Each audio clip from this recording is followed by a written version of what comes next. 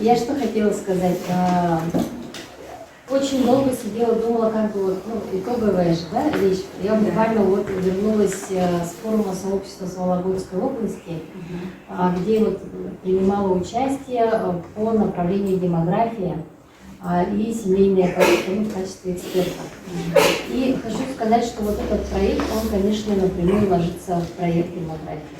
Почему? Потому что труд – это, конечно, основа. Как только что Ульяна Алексеевна сказала, да, она говорит о том, что нужно смотреть в более таком расширенном аспекте. И думаю, что надо быть благодарной ей за такой хороший дельный совет и прислушаться, наверное, да, в последующей реализации этого проекта.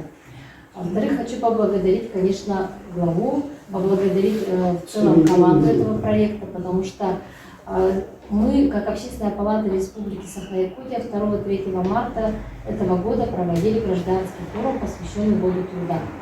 И он назывался, наименование у него такое «Год труда», «Человек труда. Новые вызовы и возможности». То есть в основе которого в центре человек непосредственно.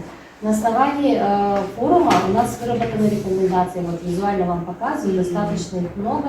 Они проработаны и органам власти, да, начиная от государственного собрания и местному самоуправлению, да, где тоже вот основными направлениями является популяризация, распространение вот этих практик, успешных практик муниципальных образований. И вот сегодня это мероприятие, которое здесь прошло, оно, конечно, напрямую говорит о том, что вы, как Амгинский вуз, выступили своего рода первым вузом, который вышли с инициативой распространения вот этих практик, за что я вам лично благодарна.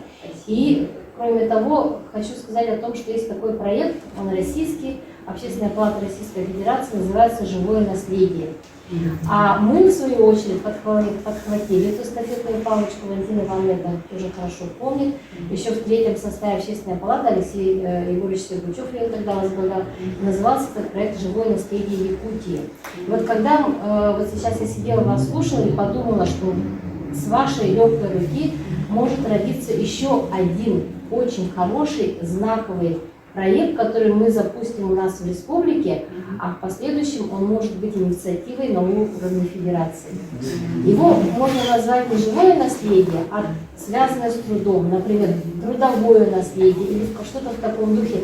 Это нам надо подумать, потому что вы, как команда, которая выступила с инициативой проведения данного мероприятия, можете выступить уже с предложением, чтобы мы масштабировали на уровне республики, способствовали этому масштабированию. И сидит профильное Министерство труда и социального развития, да, Мария Анатольевна, да, которая, думаю, тоже прислушается и как орган власти нас поддержит в этом начинании, потому что это важно, и было бы, я думаю, уже хорошо, потому что именно я всегда, я всегда считаю, что в центре наш глава Николай Афонсовский человекоцентричный руководитель, который ориентирован непосредственно на развитие региона и на человека непосредственно.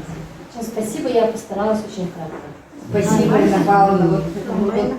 То, что мы вот как раз говорили вначале, да, наследие, да, то, что вы и буквально каждое ваше слово для нас, это вот для людей, которые реализуют этот проект «Бальзам», как бы, что мы первые, что мы это, что дальше вы хотите с нами вместе работать, что вот именно мы это вот в русле общих тенденций, не то, что вот мы первые, да, а то, что вот именно мы идем страной вместе, как говорят.